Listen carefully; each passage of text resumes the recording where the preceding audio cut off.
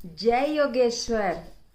मैं रीना कुमारी सिंह एक श्लोक बोलने जा रही हूँ जिसका नाम है माधव को वंदन।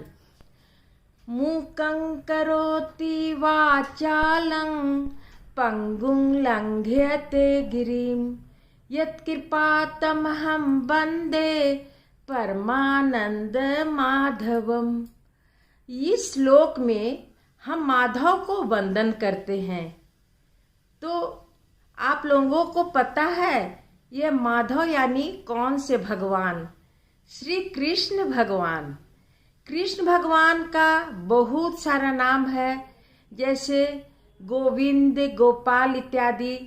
तो इसी प्रकार उनका माधव भी एक नाम है। यह श्लोक हमें समझ देता है कि यदि भगवान की कृपा हो तो मूकंग गूंगे भी बोलने लगते हैं, अपंगु कमजोर भी पर्वत चढ़ सकते हैं। तो यहाँ प्रश्न उपस्थित होता है कि क्या इस श्लोक में कुछ चमत्कार है? नहीं, ऐसा कुछ नहीं।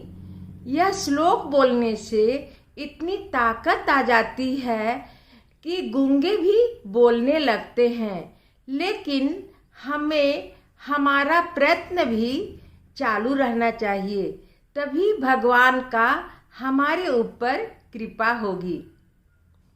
बच्चे जब स्कूल में जाते हैं और कभी अचानक क्लास में टीचर उससे टेस्ट ले लेती है या पोएम पूछ लेती है या क्वेश्चन आंसर पूछ लेती है, तो बच्चों को आता है, लेकिन वे बोलने में शर्माते हैं, डरते हैं। उस समय वे क्या करते हैं?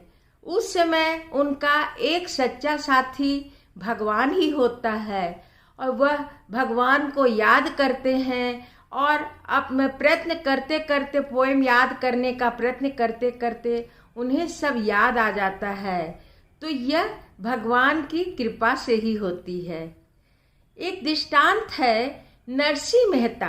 नरसिंह मेहता जब छोटे बच्चे थे तो वे बोल नहीं सकते थे, लेकिन उन्होंने मन में प्रभु का सातत्य स्मरण और सातत्य प्रयत्न जारी रखा और धीरे धीरे माधव ऐसे करके एक एक शब्द और उसके बाद एक एक वाक्य बोलने लगे और सने सने वे भजन बोलने लगे और इस प्रकार वे कृष्ण भगवान का प्रिय भक्त बन गए।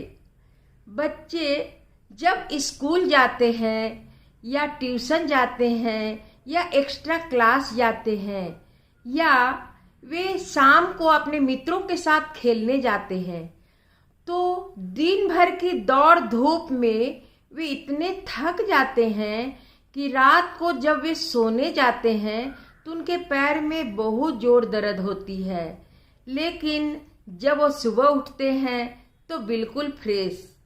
तो हमें तो लगता है यह भगवान की कृपा से ही होती है। तो हम लोग लाल बहादुर शास्त्री के नाम सुने हैं ना? तो लाल बहादुर शास्त्री हमारे देश के नेता थे और उनका जन्मदिन और महात्मा गांधी का जन्मदिन एक दिन ही था, 2 अक्टूबर। तो जब वे छोटे बच्चे थे तो दूसरे गांव के शाला में पढ़ने जाते थे, तो उन्हें रास्ता में बहुत कंकड़ कांटे और गड्ढे पार करके और फिर एक बड़ा सा नदी को पार करके उन्हें जाना पड़ता था। एक दिन उस नदी में बाढ़ आ गई, लेकिन लाल बहादुर शास्त्री डरे नहीं और वे प्रभु को याद किए और अपने सर के ऊपर बैग रखकर और नदी को तैर करके पार करते हुए वे सामने किनारे पहुंच गए। इस प्रकार वे अपने दृढ़ भगवान के प्रति दृढ़ विश्वास और श्रद्धा और अपने पुण्य प्रयत्न के कारण वे अपने स्कूल पहुंच गए। जैसा उनका नाम था वैसा ही गुण भी था। हम लोग बाल संस्कार केंद्र में बच्चों को यह भावगीत इसीलिए पढ़ाते हैं, हम छोटे हैं जरूर पर हिम्मत है भरपूर। धन्यवाद। यदि यह श्लोक अच्छी लगी हो तो लाइक और सब्सक्राइब अवश्य कीजिए, और यदि आप लोग हमसे कोई सवाल पूछना चाहते हैं तो कमेंट बॉक्स में वह आप लिख दीजिए, मैं खुद उसका जवाब दूंगी। धन्यवाद।